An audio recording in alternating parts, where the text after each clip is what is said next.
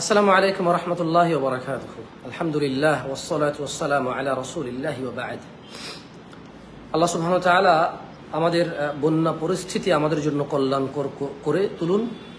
ওনার পক্ষে সম্ভব কি কল্যাণ কিসে নিহিত আছে আমরা জানি না। হয়তো আমাদের অনেকের শত্রু মিত্র এখানে পার্থক্য হয়ে যাবে, অনেকের ভালোবাসা ঘৃণায় পরিণত হবে, আবার অনেকের ঘৃণা ভালোবাসায় পরিণত হবে। এই ধরনের অনেকগুলো পরিস্থিতি ইনশাআল্লাহ সামনে আসবে যা আমাদের জন্য কল্যাণকর। এবং আমাদের হয়তো যারা ভবিষ্যতে দেশ চালাবে তারা হয়তো আমাদের ডিফেন্সটাকে একটু ভালো করবে, মানে কেউ আমাদের ভাসিয়ে দিবে, এইটা হয়তো একটু কঠিন হয়ে দাঁড়াবে তাদের জন্য ইনশাআল্লাহ। পরিশেষে এটা বলতে চাই যে যেখানে আছেন, যে পরিস্থিতিতে আছেন, যদি আপনার পক্ষে আপনার পরিচিত কেউ থাকে বন্যাতদের এলাকায়, যেখানে আপনার পরিচিত বিশ্বস্ত কেউ থাকে, তাহলে তাদের মাধ্যমে সহযোগিতা করুন অর্থনৈতিকভাবে। এবং যারা অর্থনৈতিকভাবে সহযোগিতা করবেন অথবা অর্থনৈতিকভাবে সহযোগিতা করতে পারছেন না, অন্তত দোয়া করবেন। আমি বলবো সলাতুল মাগরিব বা সলাতুল ইশা, এই যে সামনে কিছুক্ষণ পর মাগরিবের নামাজ আসবে, ঈশার নামাজ আসবে, প্রত্যেকে আপনাদের সলাতে ভুলিয়েন না। কতগুলো শিশু বাচ্চা মারা যাচ্ছে। আচ্ছা, আপনি দেখেন তো ওই বাবার কি অবস্থা। সে তার বাচ্চা মারা গেছে এই জন্য কাঁদবে, নাকি বাচ্চাকে মাটি দিবে, মাটি খুঁজে পাচ্ছে না এই জন্য কাঁদবে?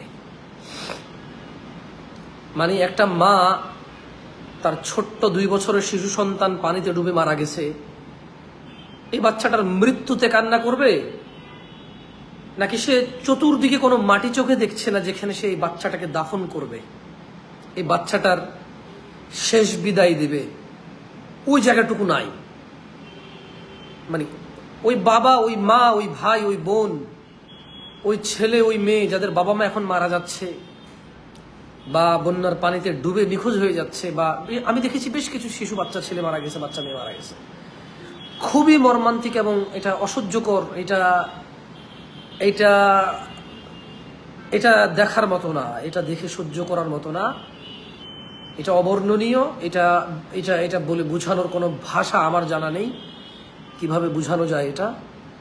মানে জাস্ট চিন্তা করেছি যে একটা বাচ্চা মারা গিয়েছে, তার বাবা বাচ্চাটাকে, আমরা ছোট বাচ্চাদের যেভাবে ঘুম পাড়াই ঠিক ওভাবে বাচ্চাটাকে নিয়ে দাঁড়ায় আছে বেচারা।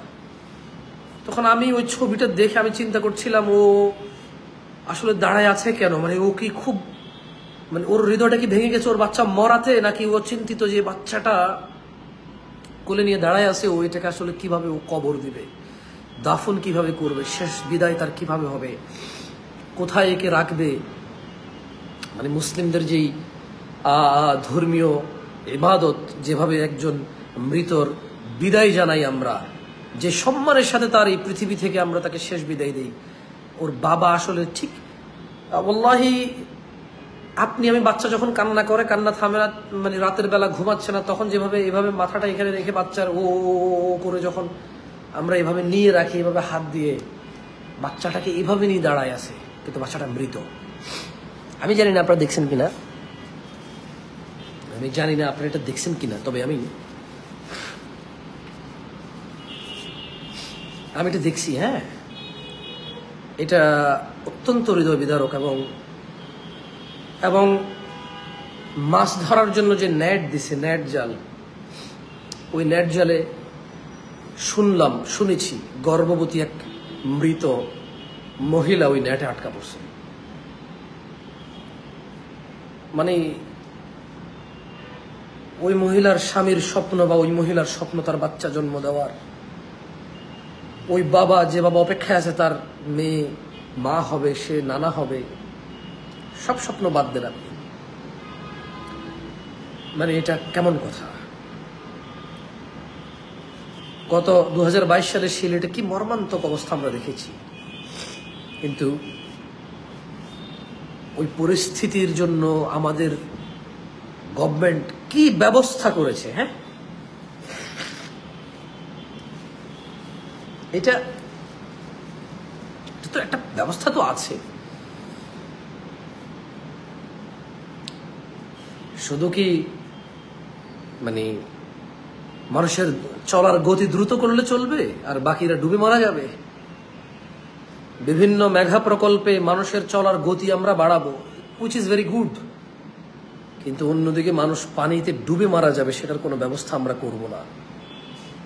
ওয়াল্লাহি যারা এই বান নিয়ে কাজ করছে, এই বান যারা দিছে, যে বান ছুটে যায়, যেই বান ভেসে যায় সহজে, তারা যদি যেই টাকা আর যে কন্ট্রাক্ট করে বান দিয়েছে তা যদি পরিপূর্ণ করে থাকে তাহলে তারা গুনাহগার না। আদারওয়াইজ যত মানুষ মারা যাবে এদের খুনের দায় বহন করতে হবে। যারা বান নির্মাণে দুর্নীতি করেছে, যারা দুর্নীতি করেছে বান নির্মাণের বাজেটে, যারা দুর্নীতি করেছে বান নির্মাণের কাজে, যারা দুর্নীতি করেছে বান নির্মাণের আসবাবপত্র সামগ্রী প্রোভাইড করতে গিয়ে যারা দুর্নীতি করেছে, সবাই এই ছোট্ট শিশু বাচ্চার খুনের দায় নিতে হবে। সবাই এই গর্ভবতী মহিলার খুনের দায় নিতে হবে। হাজার হাজার কোটি টাকার মানুষের খাট, আলমারি, ফ্রিজ নষ্ট হবে। রাষ্ট্রীয় সম্পদ হাজার হাজার কোটি, অগণিত, কুমিল্লা, নোয়াখালী, ফেনী, তারপরে হচ্ছে সিলেট, ব্রাহ্মণবাড়িয়া, এই জেলাগুলো একেবারে সমস্ত ফার্নিচার, ধান, চাল, ময়, মশলা, ফসলি জমিন, বাজার থেকে কিনা চালের বস্তা, বাজার থেকে কিনা ডালের বস্তা, এই সবগুলি তো নষ্ট হলো। হাজার হাজার মানুষের রিজিক নষ্ট হলো, সবকিছু কিন্তু নষ্ট হলো। এই সমস্ত রিজিক নষ্টের দায় যারা বান নির্মাণে দুর্নীতি করেছে, যারা বান নির্মাণ দেয় নাই অথচ দেওয়া উচিত ছিল, যাদের হাতে দায়িত্ব ছিল যে এখানে যাতে ওই বাহিরের থেকে কেউ পানি ছেড়ে দিলে পানি এসে ভেসে যাবে, এটা দমনের যারা উদ্যোগ নেয়নি, যাদের ভিতরে উদ্বেগ ছিল না অথচ তারা দায়িত্ববান ছিল, এভরিবডি আল্লাহ সুবহানাহু ওয়া তাআলার কাছে রেসপন্সিবল হিসেবে থাকবে এবং প্রত্যেকে তার নিজ কর্ম বহন করে নিয়ে যাবে এবং প্রত্যেকে তার নিজ কর্মের জবাব নিজে দিতে হবে। আমরা এখন কি করতে পারি? আমি ইনশাল্লাহ আমার ভাইকে পাঠাইছি, বলছি যে কতটুকু পর্যন্ত যাওয়া যায় রাস্তাঘাটের একটু তথ্যটা আমাকে জানালে ইনশাআল্লাহ প্রপার ওয়েতে, কারণ এমন ভাবে যে এত লাভ নাই যেভাবে গেলে পৌঁছাতে পারবো না, এমন ভাবে গিয়েও লাভ নাই যে যেখানে সবাই পৌঁছাবে ওখানে যাব। আমার একটা চিন্তা হচ্ছে যে যেখানে যেতে অনেকে ভয় পাবে, যেখানে যাওয়াটা অত্যন্ত রিস্কি মনে হবে, বাট যাওয়া যাবে, সম্ভাবনা আছে, উই ক্যান ডু, মানে কিছু অ্যাক্সেসরিজ ইউজ করে। সো আমরা ওই দিকগুলোতে যাওয়ার সর্বোচ্চ চেষ্টা করবো ইনশাআল্লাহ, যদি বাঁচায়। মানে আমি কারো থেকে পার্সোনালি সহযোগিতা তুলতেছি না, আমি আবার বলে রাখি, আমি জামশেদ মজুমদার কারো থেকে কোনো সহযোগিতা তুলতেছি না। 2022 সালে যেমন নিয়েছিলাম, নিচ্ছি না। আল্লাহ আমাদেরকে যতটুকু তৌফিক দিয়েছে, আমরা আমাদের ঘরের বাজার পুরো টিম, এখানে যারা চাকরি বাকরি করে, এখানে যারা আমরা আছি, আমরা আমাদের যতটুকু সামর্থ্য আছে আমাদের নিজ জায়গা থেকে ইনশাআল্লাহ আমরা ওটা নিয়ে ঝাঁপিয়ে পড়বো বিইذনিল্লাহ তাআলা। খুব শীঘ্রই ইনশাআল্লাহ আপনারা আপডেট পাবেন আল্লাহ যদি বাঁচায় বিইذনিল্লাহ তাআলা। তবে উদ্ধার কাজে মনে হয় আমাদের কিছু করার আছে বলে আমি জানি না। এটা বাংলাদেশ সেনাবাহিনী বা বাংলাদেশ যে নৌবাহিনী আছে ওনাদের এখন একান্ত হস্তক্ষেপ জরুরি। বিশেষ করে ভাই কুমিল্লার 14 গ্রামটা অত্যন্ত বেশি ভয়াবহ এবং নাঙ্গলকোটের কিছু ইউনিয়ন অত্যন্ত ভয়াবহ ক্ষতিগ্রস্ত হয়েছে। তবে ভাই পশুরাম, তারপর ছাগলনাইয়া, মানে ফেনী, এটা অবর্ণনীয়ভাবে ক্ষতিগ্রস্ত হয়েছে ভাই। ওখানে যে মানে আমাদের মতো কোনো সাধারণ মানুষ যে রেস্কিউ করবে কাউকে, সো টাফ, কারণ যে রেস্কিউ করতে যাবে সেও হয়তো রেস্কিউর আন্ডারে আসবে, যে তাকে রেস্কিউ করতে হবে কেউ। সো এখানে রাষ্ট্রীয়ভাবে জোরালো হস্তক্ষেপ দাবি করছি। রাষ্ট্রের যা কিছু আছে এই উদ্ধার কাজে ব্যবহারযোগ্য, আমি বিনীতভাবে অনুরোধ করছি সবকিছু নিয়ে রাষ্ট্র ঝাঁপিয়ে পড়া উচিত। রাষ্ট্রের এই মানুষগুলোর জন্য রাষ্ট্র ঝাঁপিয়ে পড়া উচিত। আর মানে যদি দায়িত্ববান যারা আছে তারা যদি গা ঢাকতে দোষ লুকাইতে আরেকজনের মানে কোনো কিছুকে গোপন করতে আরেকজনের দোষ দিয়ে দেওয়া হয়, কোনো কিছুকে গোপন করতে আরেকজনের দোষ দিয়ে দেওয়া হয়, এগুলো করলে এগুলো করলে এই ধমক টমক পরে দিয়ে কারে কি করবেন না করবেন, আগে লোকগুলা বাঁচুক, আগে লোকগুলাকে আপনারা সবাই যা আছে চেষ্টা করি, আমরা সবাই মিলে এদেরকে কোনো রকমে পানি থেকে বের করতে চেষ্টা করি আমরা সবাই। এরপর ইনশাআল্লাহ আমরা পুরো বাংলাদেশের সবাই আপনাদের সিদ্ধান্তের সাথে একমত থাকব, আপনাদের কাঁধে কাঁধ মিলিয়ে আমরা কাজ করব, যত কিছু করা লাগে। কারো প্রতিহিংসার যাতে শিকার আমরা না হতে হয়, যেন কারো অন্যায় আর বর্বরতা, কারো কারো ওই যে কি বলে এটাকে, মানে কারো বাহুর জোরের কবলিত যেন আমরা না হতে হয়। আমরা সবাই কাঁধে কাঁধ মিলে ইনশাল্লাহ কাজ করবো তখন।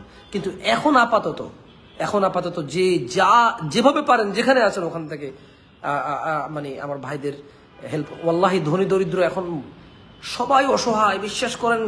ঘরের ভিতরে পানি ঢুকে গেছে, ঘরের ভিতরে সাপ, চুলা চাক্কি জ্বলতেছে না, ফ্রিজ নষ্ট হয়ে গেছে, খাবার দাবার সব ডুবে গেছে, চাল ডাল সব ডুবে গেছে, রান্না বান্না হচ্ছে না, বাচ্চা কাচ্চা নিয়ে মানুষ কি একটা দুর্বিষহ জীবনযাপন করছে। আল্লাহ সবাইকে হেফাজত করুন, এই দোয়া করি। সামনে কিছুক্ষণ পরে মাগরিবের সালাহ আসবে, আমি বলবো 5 ওয়াক্ত নামাজ পড়ি এবং দোয়া করি। মানে দোয়ার সঙ্গে সঙ্গে কি বলে এটাকে পার্থিব্যভাবে যেভাবে যতটুকু যার যার জায়গা থেকে হেল্প করা সম্ভব সবাই এগিয়ে আসি। ওয়াল্লাহি আল্লাহর কাছে এটা উত্তম বিনিময় পাবো আমরা ইনশাআল্লাহ তাআলা।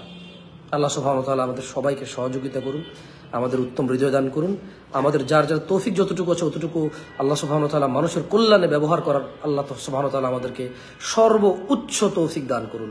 আসসালামু আলাইকুম ওয়া রাহমাতুল্লাহ।